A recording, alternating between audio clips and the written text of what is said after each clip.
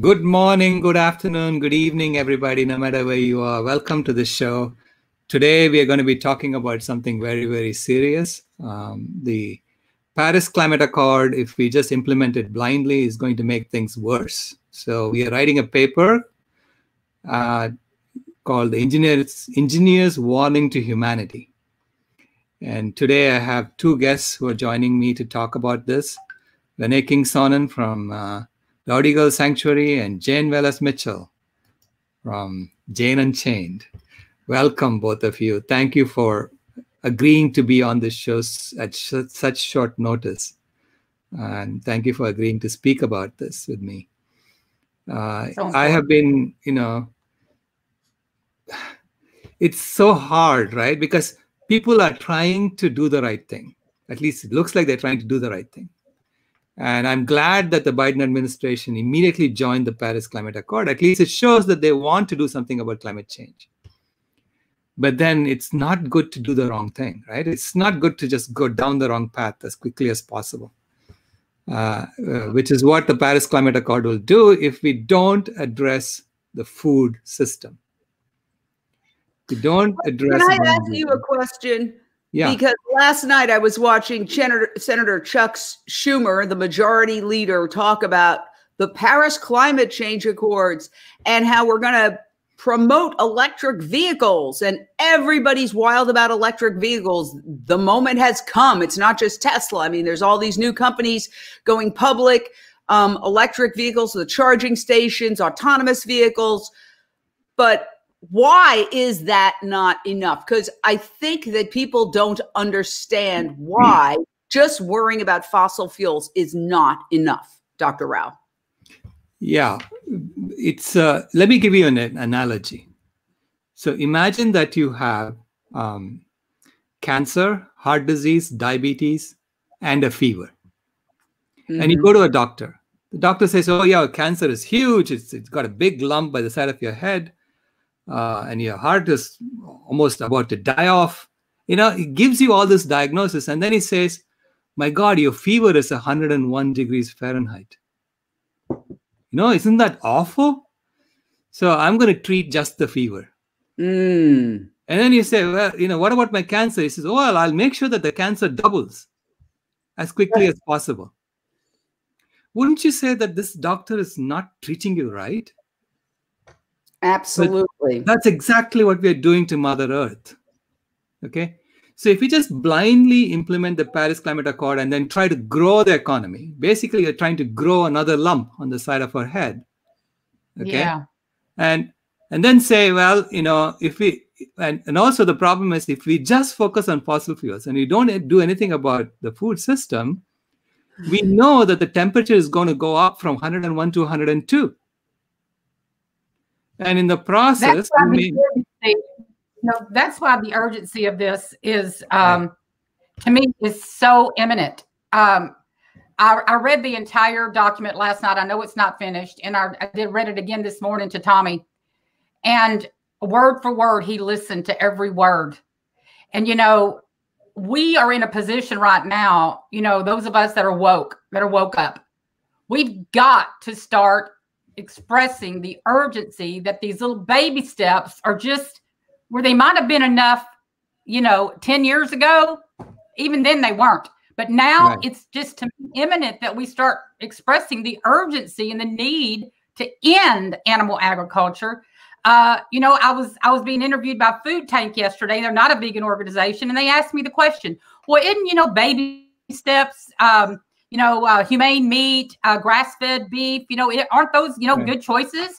And I looked at her and I just said, no, I can't lie anymore. I told her, I said, look, I'm telling you, I know not what you want to hear, but the answer is no. It's not enough. Right. But you had also said something, Dr. Rao, about if we just focus on fossil fuels, there's some scientific reason why that's going to accelerate climate change. And if you could boil that down, because it's a little bit complicated in people terms, like you're talking to your granddaughter, I think people would be able to perhaps understand it because it's a bit tricky. Yeah, basically, when we burn fossil fuels, it's not just carbon dioxide that is produced, but also other gases like sulfur dioxide. And sulfur dioxide actually cools the Earth. And sulfur dioxide, it's such a reactive chemical, so it disappears from the atmosphere within a few weeks. Even a few days, half of it is gone. Mm-hmm. Because it reacts with the water vapor in the atmosphere and becomes sulfuric acid. And it comes down in the rain, somewhere. So sulfur dioxide goes away quickly. So this means that we are constantly pumping more sulfur dioxide into the atmosphere by burning fossil fuels. So this is the Faustian bargain that Jim Hansen was talking about. He said, we have created this monster, right? So it's this machine that's burning all these fossil fuels, that's pumping all this carbon dioxide, that's building up in the atmosphere, heating up the planet. And simultaneously, we are pumping all this cooling gas. That's reducing some of the effect, right? So which means that if you stop the fossil fuels right away, the Earth's temperature will go up by another 1 degree Fahrenheit very quickly. Because within a year, they're saying. Because the cooling gas is gone. Yeah, the cooling gas goes away. Yeah. Let me ask you a question. How is it possible that they don't know this? When I say they, I mean, I am listening to Senator Chuck Schumer. Honestly, I tweeted him. Last night when I was watching the Rachel Maddow show, and he's there in the Capitol talking about electric vehicles and the Paris Climate Change Accord. Nothing about animal agriculture. And I tweeted and I said, Paris is not enough. You need to address animal agriculture. There's a new white paper authored by you. Mm-hmm. I have sent this in emails, figured out the emails of these major talk show hosts, because I used to be in the business, sent them polite letters. Read this. Just read it. What if he's right? I always say, what if he's right? If he's right, that means we're headed in the wrong direction. And then I always add a quote, there is a principle that will keep a man in everlasting ignorance, and that is contempt prior to investigation. Please read it. No response ever. I don't know whether they read it. I know that the major news media doesn't discuss this. I mean, why isn't the New York Times addressing what you're raising? You've now redone your white paper and your website to look more official, because I know a lot of that is they won't look at something that looks a little too, hippy dippy. So now your website looks very scientific. It's really excellent. And I know the white paper's been updated. Why won't they look at it? New York Times, I'm begging you. Rachel Maddow, I'm begging you. Senator Chuck Schumer, I'm begging you. Read it and just see, because if Dr. Rao is right, and he's not just somebody who walked in off the street, he's a Stanford educated engineer and systems analyst who worked on accelerating internet speeds for decades and also worked with Al Gore on climate change. He didn't come out of nowhere. And he is saying this. And what he's saying basically is the United Nations miscalculated the impact of animal agriculture because they get their statistics from the meat and dairy industry. The UN's FAO, Food and Agriculture Organization, is run by the meat and dairy industry. And so the numbers are skewed. They have their thumb on the scale.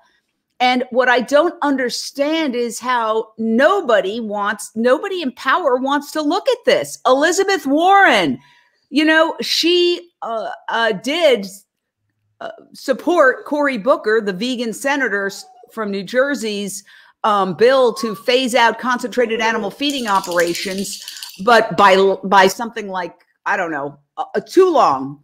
It should be phased out immediately. But how do we get to these people? We need to find one person who has credibility, who can go in there and make a presentation, whether it's to the head of Google, whether it's to the head of Facebook, whether it's the head of Twitter. I mean, those are smart people. If they figure it out, look how they shut down the former president just by taking away his account. That's where the power lies. If we can get somebody like the head of Google to look at this information objectively, have his team of scientists analyze it and say, you know what? They've got a point. They've got a point. It's not enough just to bring in electric cars and but Jane, let me just interject here, because I hear you, and I beg the question too. But after reading the paper, you bring up something about they don't have the code. There's no code, in our world system for healing. Right. You brought up the point with that fella that went to his doctor, and it spent $975 with the Esseltons to get to eat food that cured his heart disease. Yet, the insurance would pay $125,000 for, a procedure, and the absolute ridiculousness of that. But yet there's no code in our system. So to Jane's point, how, Dr. Rao, will we ever reach people that can affect change if there's no code? What about Bill Gates? I mean, these are not dumb people. He's giving cows to poor people in Africa. But there's no code in our system. Right. Yeah, I mean, Renee, you're absolutely right. But if you think about what happened to Paul Chatlin, that's the person that you're referring to, he could go and change his diet by himself. Blue Cross Blue Shield was not preventing him from doing it, right? Right. But they would not pay for it. They are willing to pay $125,000 for triple bypass surgery, but they would not pay $975 for cooking classes, right, for the cure. Mm-hmm. I think what is happening to us on the planet is like putting 7 billion Paul Chatlins together. Yes. Okay. Yeah. So 7 billion of us, if we all decide to implement the solution that Paul Chatlin did, we can do it. They can't stop us. Right. But they won't start it. Okay. They won't do it. They won't do it. what they got to do to change. It's like you talk about the caterpillar and the butterfly, and that the pandemic is the chrysalis. If we create the system, if enough of us create the system, if I'm understanding you right, correct me if I'm wrong, then the old system will by nature fall away like an old skin. Right. But we have to very well and good, but we are running out of time. And frankly, I think a lot of us live in the vegan. Let me just know something. A lot of us live in what I call the vegan bubble. Okay. Now I've been home and I haven't been in the vegan bubble as much except through Zoom and live interviews. And I see my neighbors. They're not changing. Okay. They're not changing. Right. They're not making the connection between animal agriculture and the pandemic. It doesn't matter where one's carried out from heart disease on a stretcher. They're still grilling the next summer. They're not getting the connection. Okay. Right. I use the analogy all the time to addiction because I'm a recovering alcoholic, 25 years sober, and people could talk to me till I was blue in the face until I hit bottom. I wasn't listening. Okay. I thought alcohol was my solution when it's my problem. And that's exactly our food system. People think their solution is the comfort food when it's the problem. And so I have now embraced the concept of lab meat. I didn't want to. I wanted everybody in the world to just wake up and go vegan. But we have to go back to Gene Bauer's principle of what will reduce the most suffering and accept people wherever they are on the journey. Those are two things that he said. And if you add that together, I think lab meat is a big part of the solution. See, the evidence is not there that lab meat can be made cheaper, first of all, even if you consider the current system, right? If you say we're going to have to keep doing it in the current system, lab meat, there's no evidence that lab meat can be made cheaper than just growing a cow. Okay? Well, not yet. But when it gets there, when it achieves economy of scale, I mean, they just served their first lab chicken in Singapore like a month ago. So it has to, it's certainly less impact on the environment by far. You could also eliminate the need for all the cattle grazing land, which is a huge percentage of the land mass that needs to be reforested. So I think that, it does achieve a lot of the goals.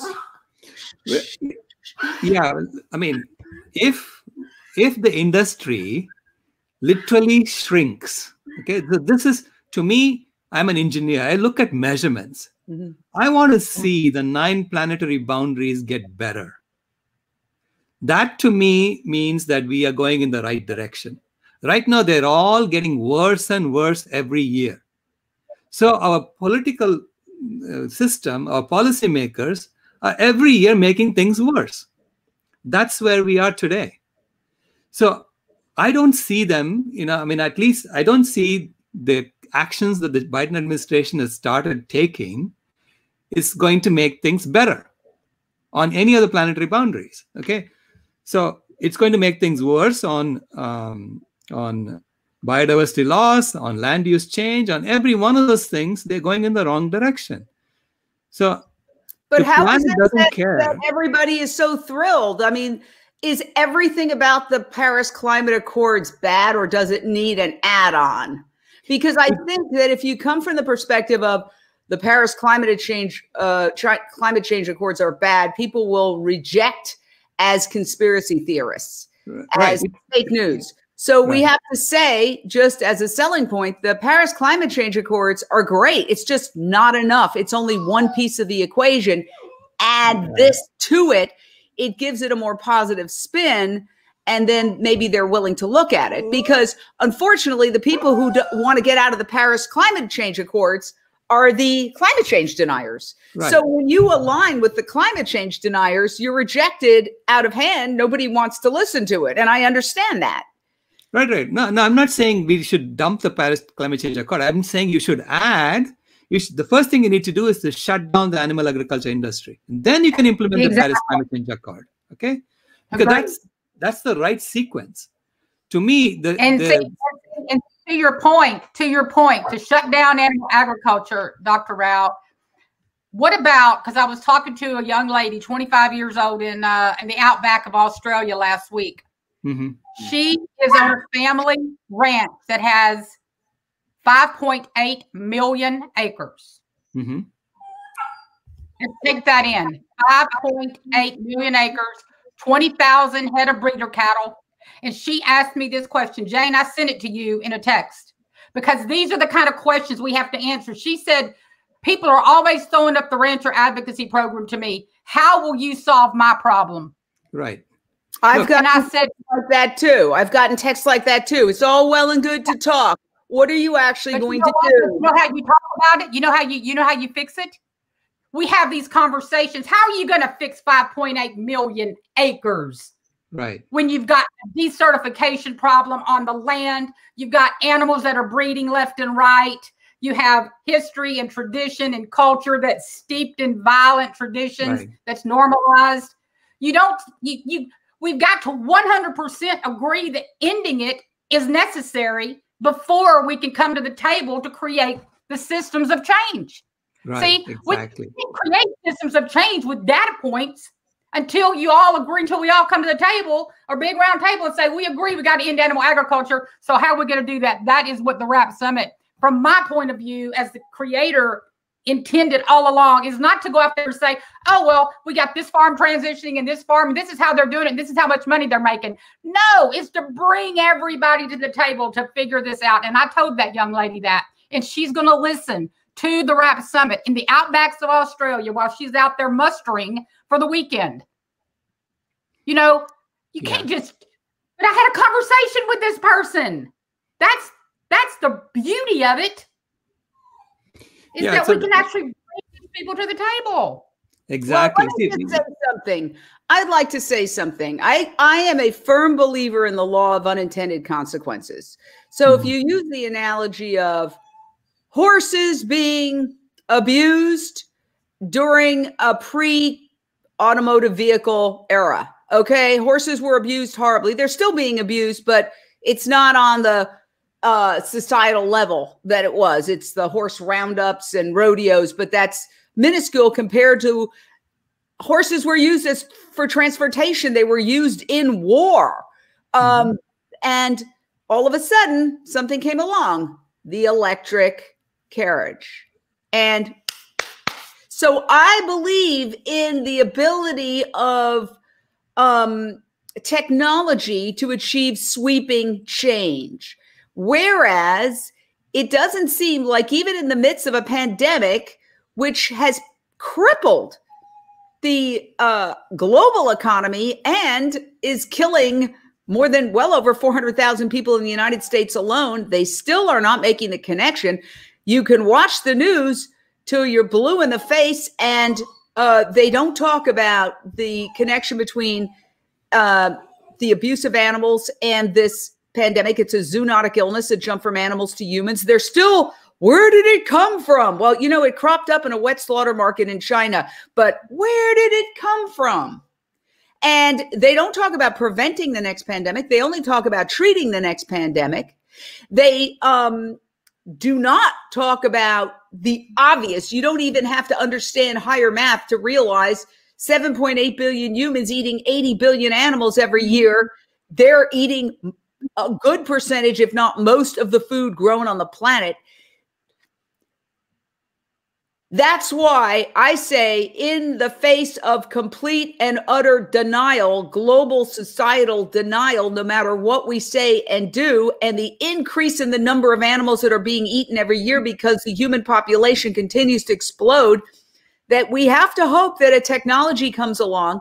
And that's why I don't think it's one solution, okay? But I think that lab meat is a part of the solution. I think that there are some institutions that are starting to acknowledge the role of animal agriculture in climate change.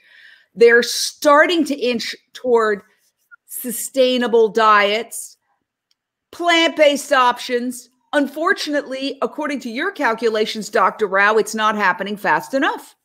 Right. I mean, to me, I'm an engineer. Okay. I understand solutions and how to evaluate solutions, how to create solutions. And this is what we do. And we do it based on science. So we look at, parameters that are going to have to go in the right direction. If they don't go in the right direction, you don't have a solution yet. You're not doing the right thing yet. We are making things worse and worse every year. And we are talking about maybe slowing the rate at which we are making things worse. That's where we are. And I'm saying, it's a little bit like, we are sending the Space Shuttle Challenger up there, and we know there is got a problem. And we know it's going to blow up. Okay? So that killed 7 people. And I'm saying that what we are doing today could kill 7 billion people. Okay? And I want to put that on the record. I want people to know, my descendants to know, that we were talking about this. We were telling them. What descendants?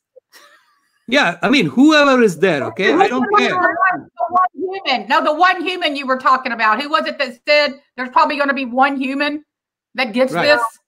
I think the planet. Doesn't matter. I want it to be on the record. I want people to know that we know this. We have been talking about this. We know that this is that they are doing the wrong thing, and that they should be now put on notice. So maybe we need to we need to go serve notice to these people with the paper. Maybe put it in an envelope and go and give it to them by hand. Okay, so here's the problem, okay? We have a society that is in deep denial. And you can look back at prior instances of, I would call it collective denial, collective insanity, tragic periods in our human history where there was tremendous suffering and cruelty, and the vast majority of the public was ignoring it. We all know those times in history. We don't need to go there. Unfortunately, in those cases that come to mind, a war had to occur for the forces of good to win. And even then, even as the losing side saw their whole their physical surroundings go up in flames and everything that they stood for destroyed, they still pledged allegiance to their toxic beliefs. That is the sad aspect of human nature. But Jane, actually, it's not true, though. See, if you think about the World War II, right? World War II. Yeah. When the good side won, eventually the Germans actually became the best friends of the Jews. They switched completely. You know, they started donating money to Israel. I mean, they helped Israel a lot in the beginning because they realized they had done something wrong, right? And I think we are fighting a war. There is a war going on. There's a war that's been going on for a few hundred years. And it is a war on nature. And nature is winning this war. Whether humans like it or not, nature is kicking butt. Okay, she's winning this war. The fires are coming to the gates of Silicon Valley. They're already there in the gates of Silicon Valley, just like the fires were burning down the gates of Berlin. And the floods. Okay. Yeah, and so the floods, pandemic. Fires, I mean, it's happening. And the pandemic. And the pandemic too. So the pandemic is hitting California. So the powers that be are sitting there, right? The powers that be like Google, Facebook, they're the ones who are shutting down these things, right? They are sitting there and they're in their bunker right now, okay? They're just like Hitler was. They're in their bunker right now and they need to wake up. And when they wake up, they are going to do the right thing. Everyone is going to do the right thing, just like the Germans did the right thing. Acknowledge that we shouldn't be fighting. Let me just say this, Jane, because see, I think it's beyond. I hear you, Jane, but I think it's beyond denial. It is not just that we're in denial, because as a recovering alcoholic as well, as you know, you can have denial and you can hit a bottom and you can go to a program and recover and enter society. We don't have that here. It's beyond denial because the system that we all live in supports normalized violence.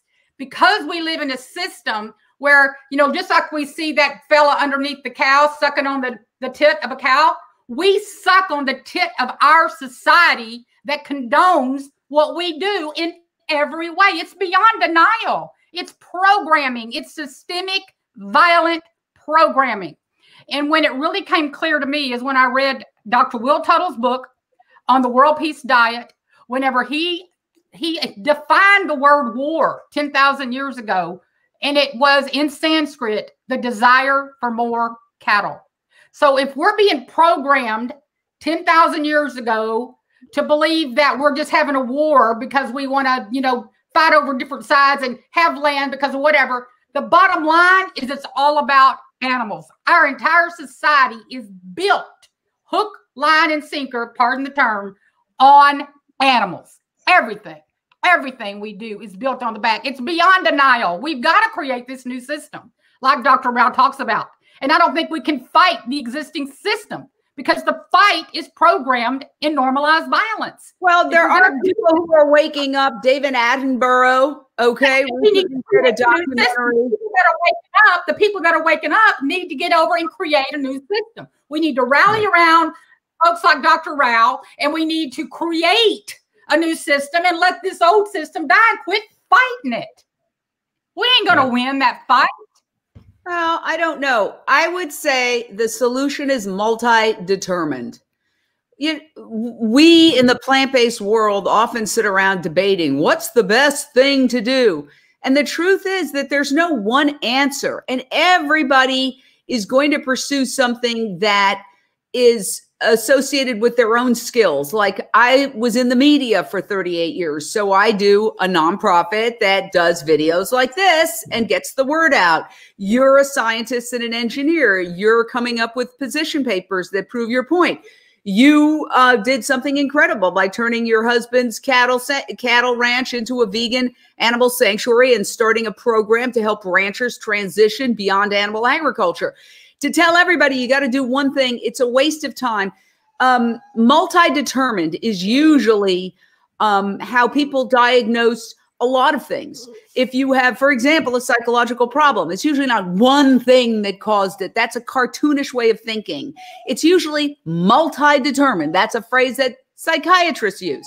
Yes, it's environmental, but it's also possibly some genetic, and it's also societal, and it's also this, that, and the other. So I think we have to look for consensus, and we have to approach things in it. This is a three-dimensional chess game. Okay, but how do we do it? How do we Go do ahead, it? Renee. Go ahead. Go ahead, Renee. Now, I was going to say that, we need to have one goal. Yeah. Right? One goal, which is, let's all agree that we need to get to a vegan world by 2026. And I'm not saying 100% of the people going vegan. I'm saying 51% of the people in developed countries have to be vegan, okay, by 2026. So the majority. So once we are in the majority, then people have to listen to us, meaning, this becomes a normal. Non-violence becomes normal. So that if that is a goal, right, then we know that the system will be different in 2026. We have to make a different system and make it work by 2026. So that's how I am treating my life. I'm saying whatever assets I have collected so far, this is literally blood money that I got. Okay, it's blood money that I got. And I'm going to use it for this purpose of getting to a vegan world by 2026. I'm going to use every last penny of it. Yes. Okay. We all did that. I think we become a powerful force. Oh, absolutely. In fact, if every vegan on the planet simply stopped drinking alcohol and took the money they spend on alcohol and put it into the movement, we could have more money than all the lobbyists for the pharmaceutical and the meat and dairy industry in the capital. In fact, you're on the board of the Agriculture Fairness Alliance, Renee, and I was very taken by what the work they're doing, and they're hiring lobbyists to go. Okay, I have a dog who just recently went blind. He went blind, and he's struggling with that, and so he's very vocal now and whining, and I'm dealing with it the best I can. Last night somebody said that he has to learn to use his spirit eyes, which I think was beautiful, and I'm trying to give him comfort because he's quite confused. So pardon the noise that he's making, but he's communicating. In any case, okay,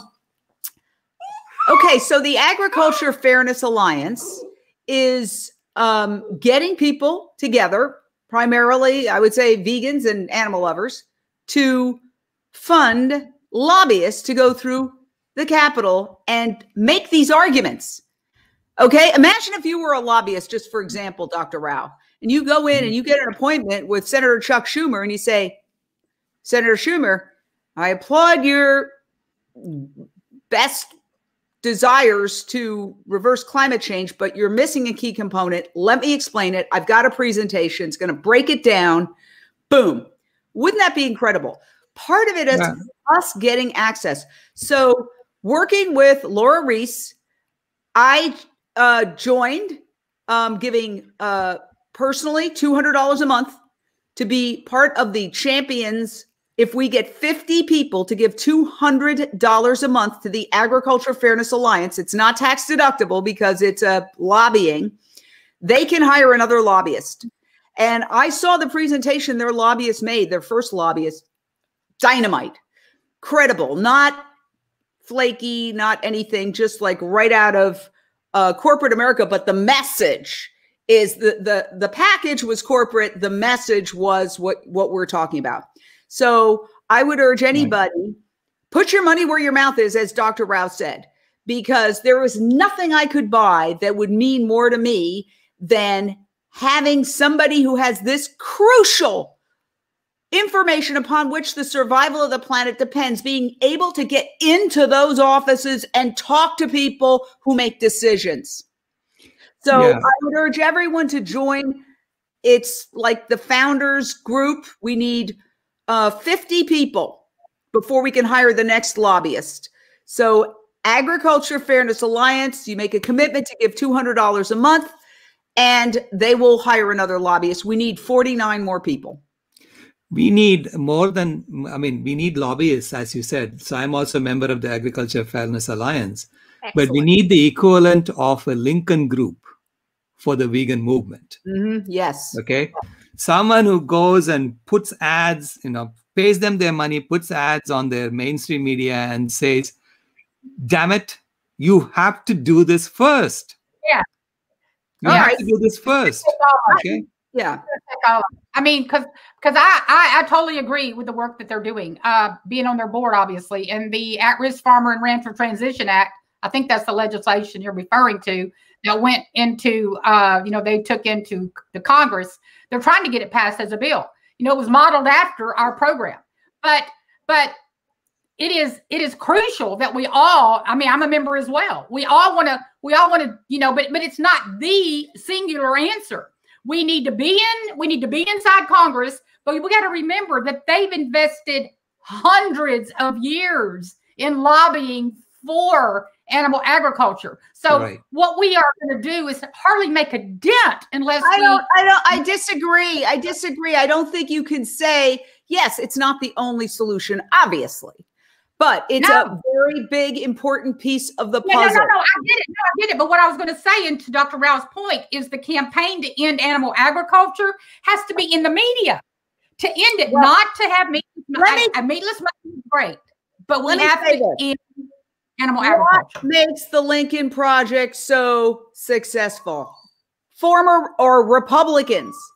In other words, we the most successful advocates for our movement are people who he gets upset because I'm getting excited, so I'll stay calm. The most successful people in our movement are people who used to be part of the industry. You are Exhibit A, Renee, you and your husband.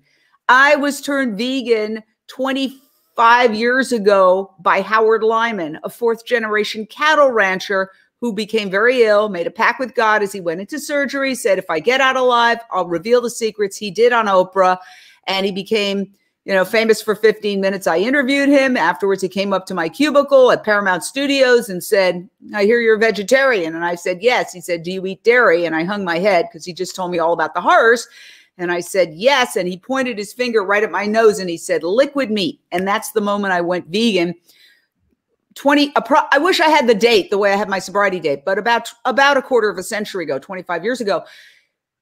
So the Lincoln Project is Republicans who are standing up against the worst aspects of what they see in their party. We need people who are, let's say, defectors from the meat and dairy industry to put this together. But I love it. I love the idea of a Lincoln Project for, it's got to hit the climate change accords.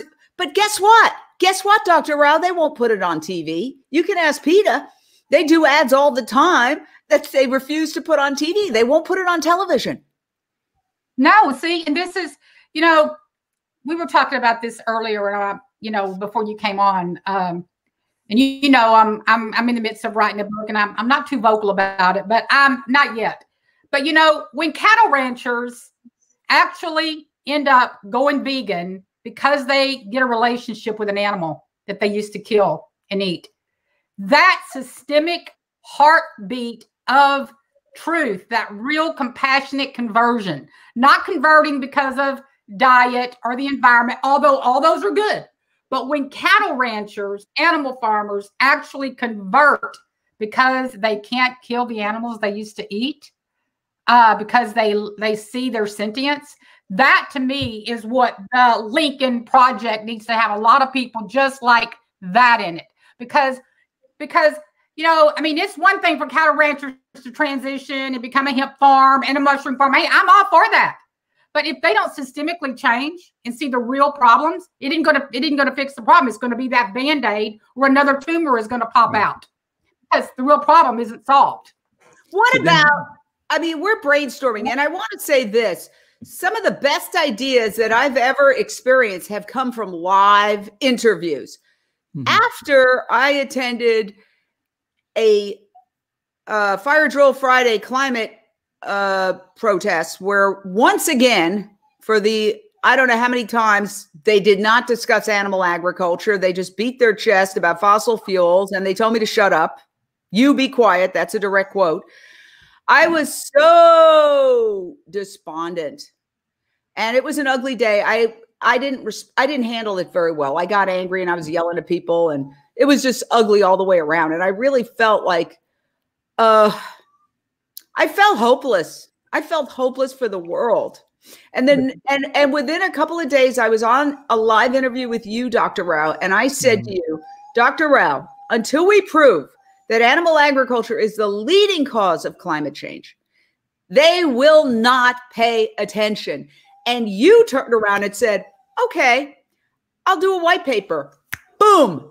You, in your genius, is what I believe, created this white paper that makes the argument.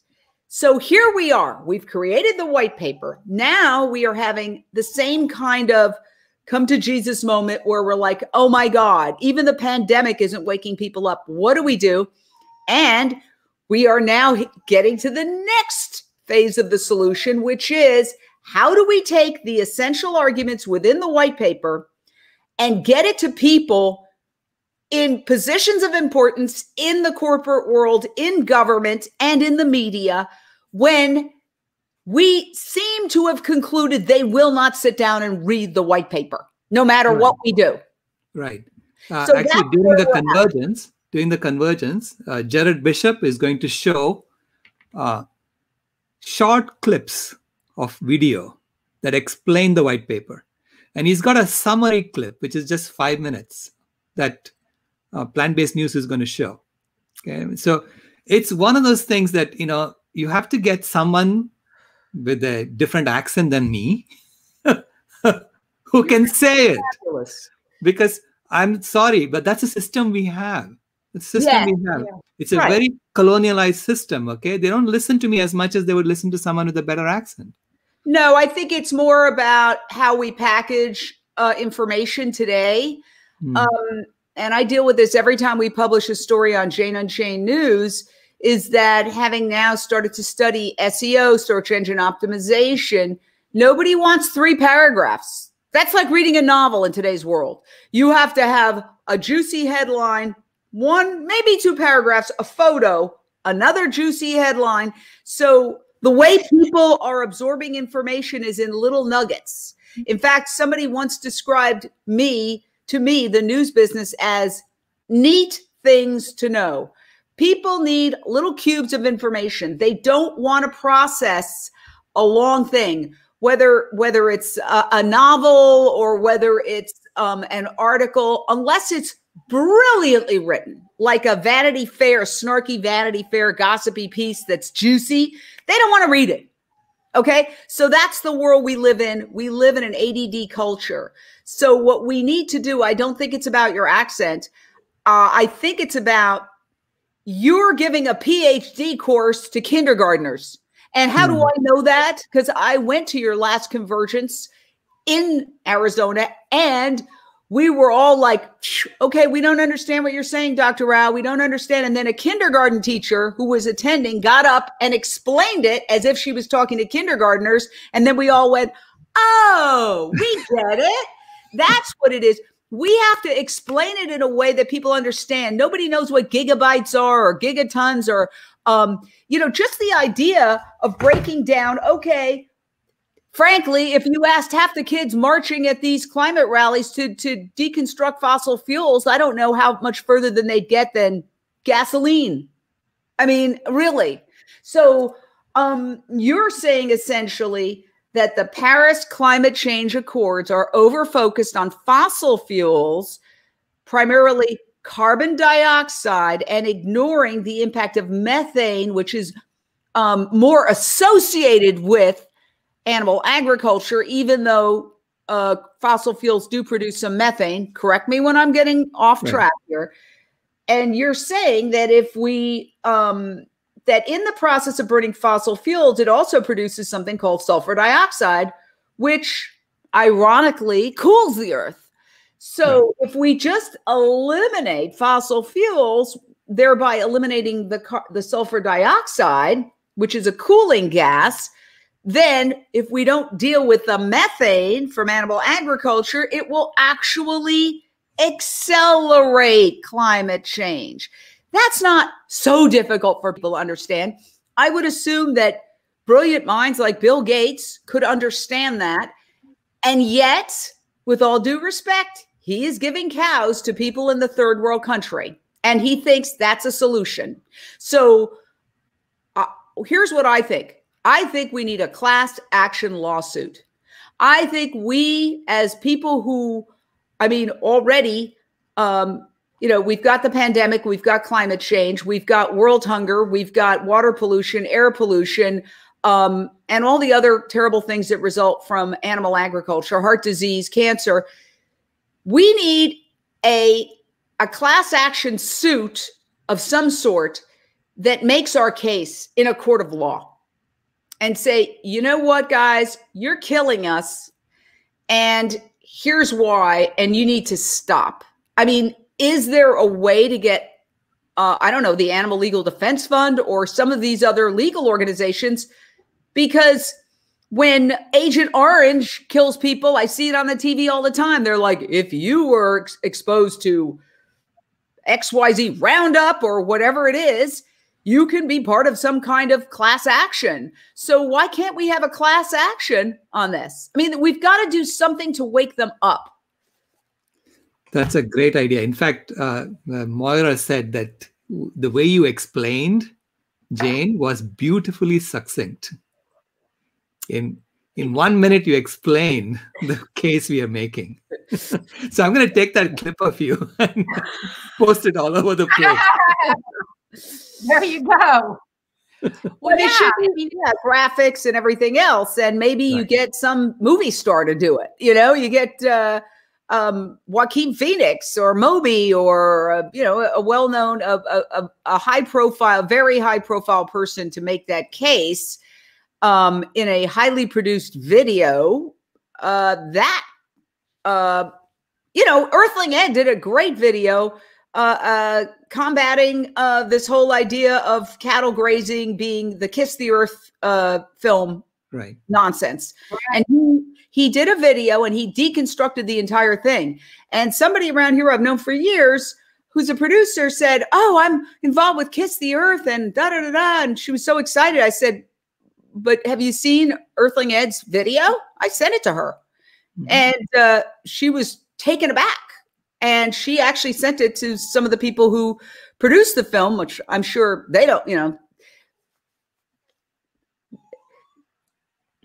But the point is that these videos can counteract a false narrative. Right. But they've got to be really well produced. So I personally would be 100% behind that. I love the fact that Plant-Based News is doing this. And let's see what they've got. And in fact, you know, your idea of doing a class action lawsuit is also a great one. I mean, that will also bring a lot of publicity if we could do that, right? If we could get a bunch of people who have suffered, right? Who have gone through this, like Paul Chatlin. I mean, he had almost a heart attack, right? And he had excruciating chest pain. I mean, the whole climate change, you know, the fact that farmers and ranchers like us, you know, get flooded time and time again, and we don't get any assistance to save our animals. We're incentivized to let them drown, you know. And to me, that's egregious to, you know, for the government to force us to tap into funding, you know, from, you know, just vegans and everybody else when they're helping all these other cattle ranchers and chicken farmers, giving them millions of dollars just to let their animals suffer and die. You know, here we are trying to save them. You know, what's the point with that? That's wrong. One of the things that comes up over and over again, if you approach this entire issue from the perspective of animal suffering, the powers that be will not listen. They will immediately discount us as animal rights activists. I see it every day. 250,000 chickens were burned alive in a warehouse fire in Florida. And all the reporters stood there and said, nobody was hurt. Thankfully, nobody was hurt because only humans got out, but the 250,000 chickens were burned alive. This is the ultimate prejudice. The only way we're having this conversation right now is because I was suffering so badly when I went vegan for the animals as a cattle rancher's wife. I I was suffering so badly that I screamed it to the rooftops and attracted people like Kip Anderson, Howard Lyman, and I raised the money to buy the cows. And now my husband is vegan. See, I don't believe that. And the reason I don't is because I believe the voices that are loud enough that are suffering the most, people like me, we're considered, you know, change agents, right? Well, how come? Maybe because I slowly went vegan. Maybe because it's not because I, you know, gently talked about this with my husband. It's because I went at it full force, you know, and as a result, we became the first ever cattle ranch vegan conversion known of that's documented in history. But there needs to be more people like us. If one voice crying in the wilderness can create this type of change, so can others. I don't want to think I'm an isolated event. Right. No, you're absolutely right. I think the lawsuit is a great idea, class action lawsuit, you know, and getting people to join the class action lawsuit. I mean, we could really create something here with this idea. I think Jane had a great idea there. We need to, I mean, I'm so glad we are brainstorming, and there'll be more brainstorming like this during our convergence. We have lots of such segments that we have created. So we have a full agenda from 8 a.m. Pacific time on Saturday, January 30th through 6 p.m. Pacific time on Sunday, January 31st. So please join us there. It's bit.ly/capital wedge capital VEG TIX4. So capital TIX4. So there is an event on Facebook that you can go and join. And RAP Summit is coming up next weekend on February 6th. February the 6th, yeah. February the 6th, yeah. We can tell the viewers, you know, how they can join the RAP Summit. That'd be great. Yeah, you just get on. Thanks for mentioning that. Yeah, Jane, who's on here with us, is my co-host in the second RAP Summit scheduled February the 6th. It's going to be at noon Central Time, and we are going to answer the question. Again, we're just going to keep asking the question: is what can animal farmers do on their land to thrive without using animals? What can we do? And you can go to rancheradvocacy.org/summit to register. And there's many ways to register. You can register for free, or you can register with a donation. Either way, we want you in the Zoom room. We've got right now over 300 registered, about 20 different countries represented. And last summit, we had over 500 registered and 18 countries represented. I think, Jane, you said that there was over 20,000 views on Facebook. It might be more than that now. And the Sentient Media is also sharing this out on their newsletter yesterday. And, you know, to talk to Kip Anderson last night, he's going to cross-post on What the Help and Cowspiracy. And a lot of other great organizations are doing that too. So the more people that can cross-post on Jane Unchained News the day of the event, the more this conversation is going to become normalized. And one of the things we're going to talk about is there's this woman, Claire Smith, who I think is also very brilliant, and she runs the Vegan ETF Exchange Traded Fund, VEGN, which has done quite well.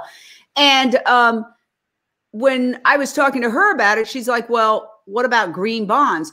Corporations are being pressured now to invest in green bonds.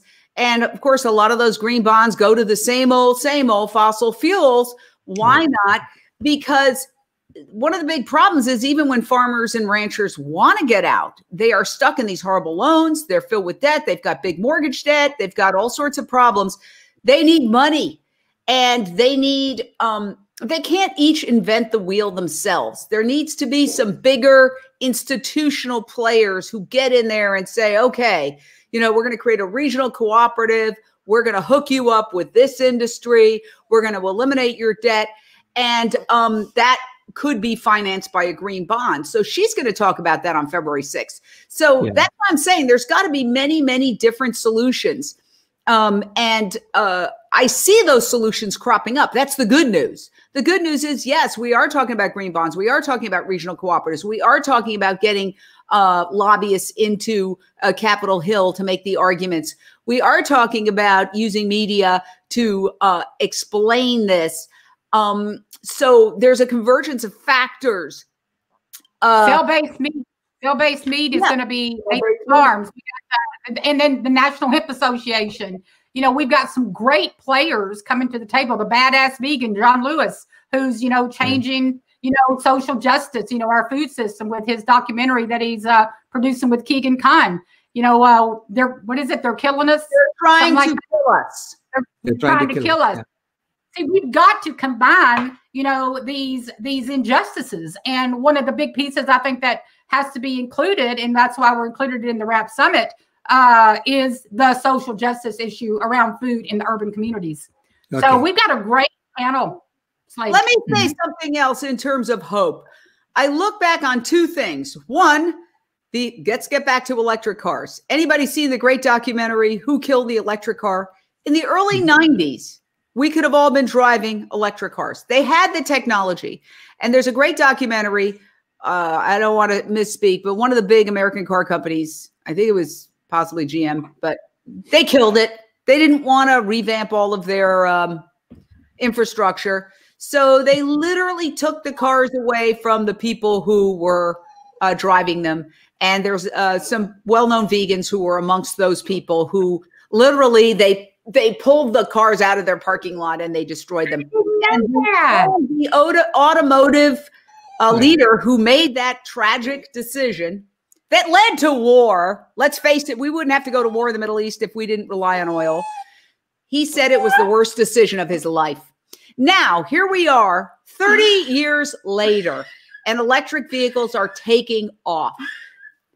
All they can talk about on the stock market pages are electric vehicles, not just Tesla, but NIO, and then all the SPACs that are coming up with the electric vehicles, the charging stations, the autonomous vehicles, the technology that allows for autonomous vehicles. It's all happening together, and it's taking off.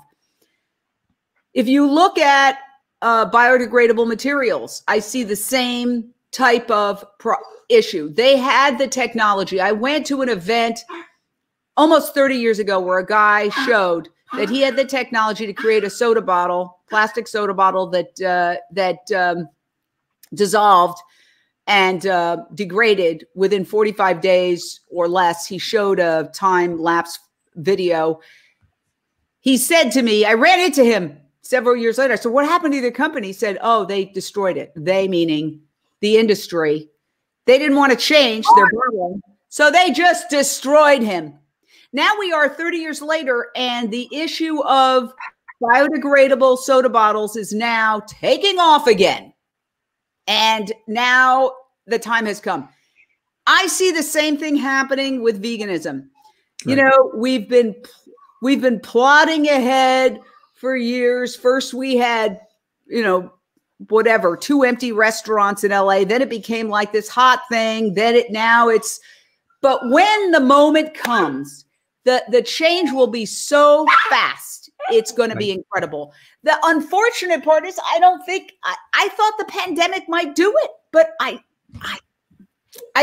tell you what's happening. I want to say this real quick because, you know, I was interviewed yesterday by Silk, the company Silk, in a very closed group, focus group. I was sought out, reached out to, and interviewed and made the vetting process. And all they wanted was my stream of consciousness for 20 minutes on how to create a plant-based world with their brand. When you have companies like Silk that will take our stories. See, the fact is, like Dr. Rouse says, it's stories that are changing people. And that's what I keep saying. If we can get the stories, y'all, of real change, these companies are gravitating to these stories. They may even be on our next summit. Wonderful. Thank you on that great note. We're going to have to wrap it up. But I just want to tell you all, believe that 2026, it's going to be a vegan world. And when you believe that, what are you going to do? I'm going to party like it's 2026. Yes. Party like it's 2026. Let's come this weekend, get together, and let's party like it's 2026. Okay? Can't wait. And we're going to be talking about how to do this. Go ahead. Absolutely. Please put up right at the top of the intro to this where we can sign up. And I assume I can just go to climatehealers.org and sign up for this weekend. Yep. Just go to climatehealers.org, people, and sign up. It's a lot of fun. We have a lot of laughs at these convergences. I put the link on the chat as well. I'll put it on the show. I'll tell you a story. 10 seconds. It's a funny story. We were all driving in my Prius to Arizona for the convergence. And it was like a clown car. We were all packed. We were all packed in there. Yeah, but we were driving there from LA. And within 20 minutes, we had a fender bender. And we all pulled over. This woman hit us from behind. And we jumped out and we looked at her and we said, "It's okay. Just go vegan." And she said, "I will." Awesome. Thank you all very, very much. Great conversation. Bye. Bye-bye.